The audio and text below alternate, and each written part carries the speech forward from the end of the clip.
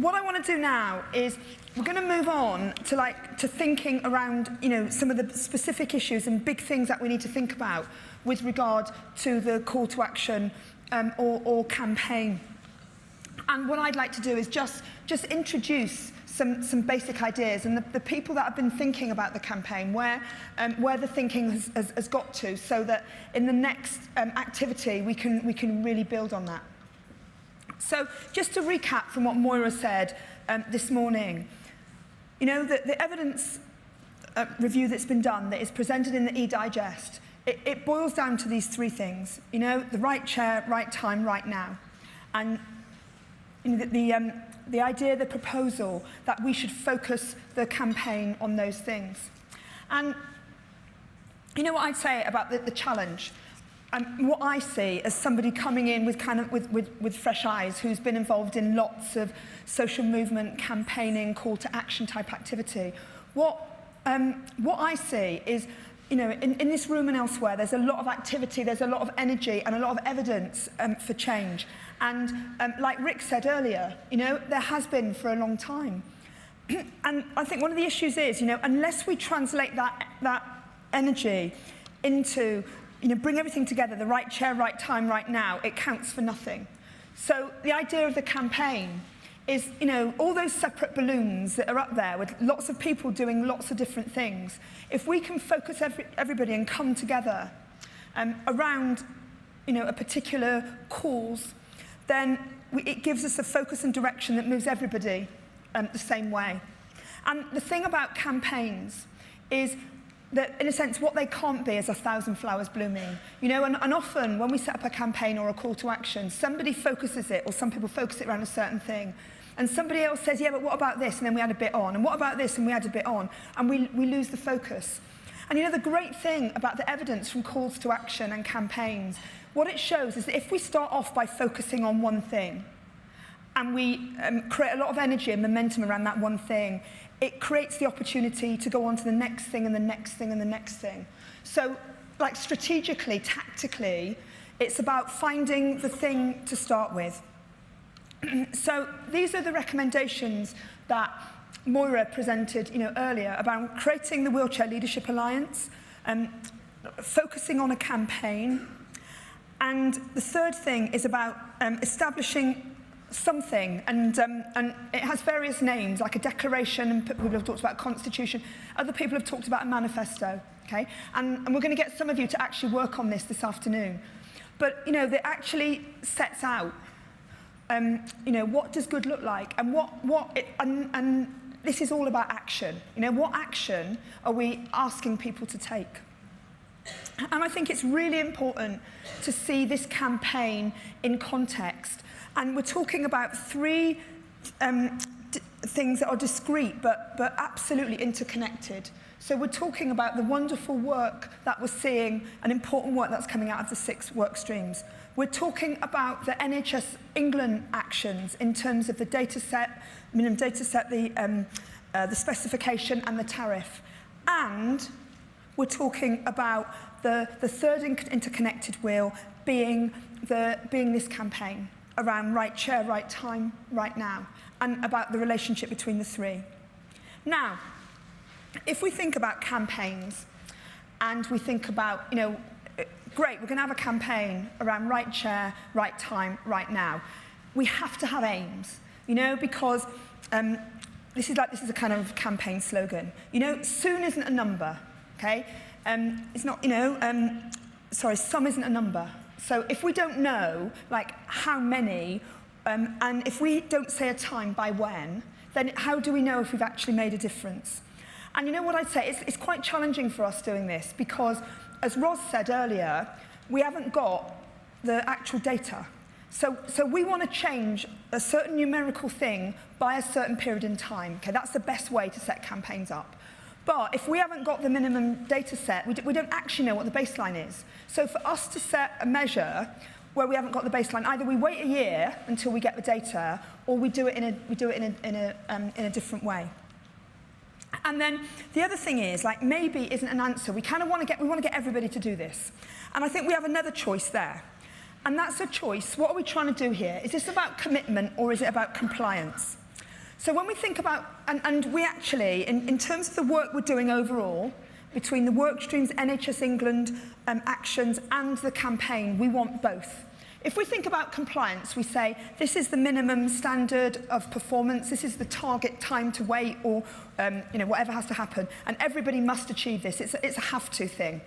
And we use all sorts of mechanisms. We use the levers of the NHS, we use performance management system, we standardise the process that everybody has to do, okay?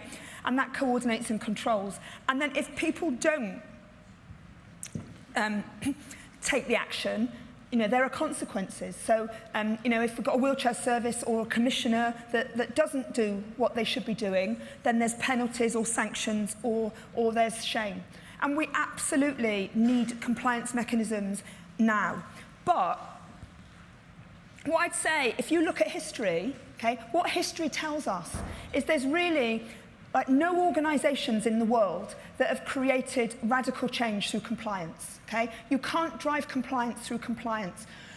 We need to start, I think, in this other place, which is about commitment. And whereas compliance is have to, you have to do this, commitment is want to. We're doing this because it fits with what we believe in our values and what's in our hearts. So when we work from commitment, we say, this is the meaningful goal, and we can all sign up to this. So whether we're a commissioner, or a wheelchair user, or a family member, or a supplier, or a provider, we're all committed to this goal together. And what we do, it's based on having a shared purpose. This is the thing we want to achieve together.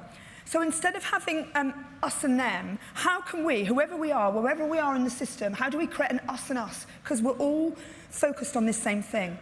And that's how we get energy for delivery, and that's how we make change happen. So what I'd say is we need both, okay?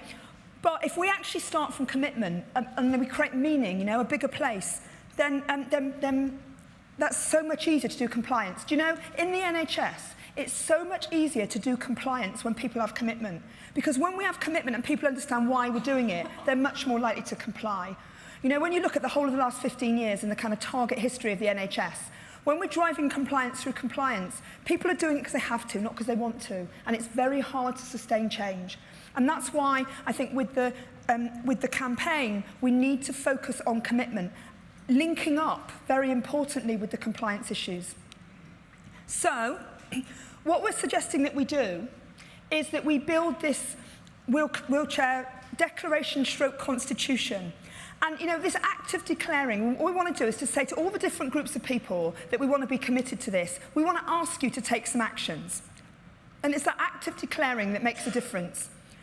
And then what we want to do is to say, actually, if we're going to achieve the aims of our campaign, if we're going to achieve our aims around right chair, right time, right now, who are the people that we need to engage to take action to make that happen? And we can't just do that through compliance, So, we're going to talk about this a little bit later, but, of course, it's wheelchair users, their families, their carers, it's clinical decision makers, it's, our many representatives that give voice and advocacy to wheelchair users, and it's about suppliers and providers.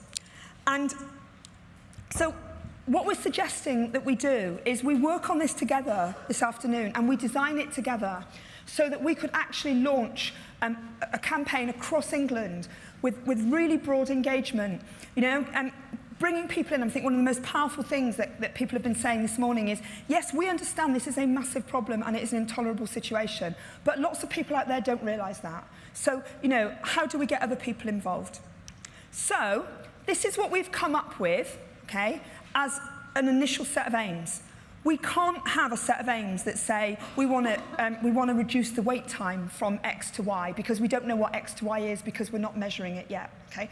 So what we said is that if we actually create this wheelchair declaration stroke constitution stroke manifesto, okay, that actually sets out what we think the actions that different groups could take. So what actions could suppliers take? What actions could providers take? What actions could wheelchair users and families take? And so on. And we put this in a declaration. And what we do is that we get local areas to commit. So, the commissioners and the providers and the suppliers and the users in areas commit to doing this. And I've worked in a number of approaches like this, and it's really, if we get it right, it's really good. So for instance, one of the things that I worked on was around dementia-friendly hospitals.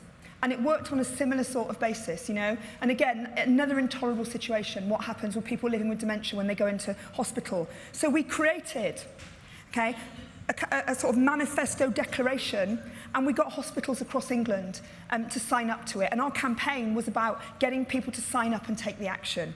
So that's what we're proposing here around the campaign, is to get people, is we create collectively, okay, together, and we're going to have some groups to think about what we want to call it, and we test it out with a lot of people, and we launch that early in the new year, so that by June we want to say 50%, okay, of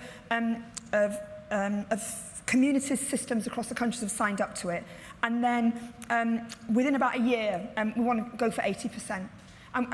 You know how we feel about this is like, you know, we've got so many, we've got so much fantastic buzzing energy here, and I just think, you know, how could we light up like the whole country by getting people engaged and getting people to commit?